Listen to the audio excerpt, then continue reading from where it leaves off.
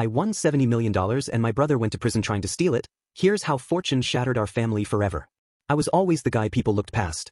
Not hated, not mocked outright, just ignored. I worked at a tire shop in a small town in Indiana, the kind of place where people remember your mistakes more than your name.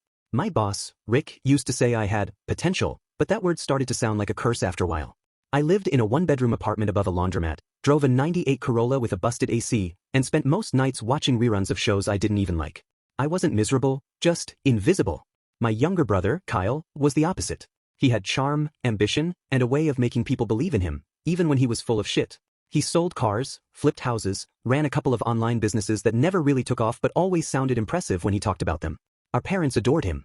At family gatherings, they'd ask Kyle about his ventures and barely glance at me. I didn't blame them.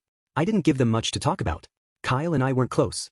We'd talk maybe once a month, usually when he needed something. Money, a favor, a ride. Always said yes. I don't know why. Maybe because I wanted to feel useful. Maybe because I thought that if I helped him enough, he'd see me as more than just the brother who never made it. The lottery ticket was a fluke. I bought it on a Wednesday, right after work. I was tired, sweaty, and pissed off because a customer had yelled at me for scratching his rim.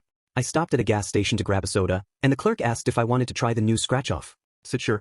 It cost $10, which was more than I usually spent on that kind of thing, but I figured what the hell. I scratched it in my car. At first, I thought I'd misread it. I stared at the numbers, then at the back of the ticket, then back at the numbers.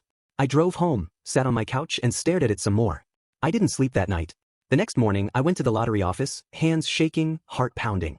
They confirmed it. $70 million. After taxes, it came out to about 48. Still more money than I'd ever dreamed of. I didn't tell anyone at first. I didn't know how. I kept going to work, kept living in my apartment, kept driving my Corolla. I opened a new bank account, hired a lawyer, and started planning. I wanted to do it right. Full story on channel, link below.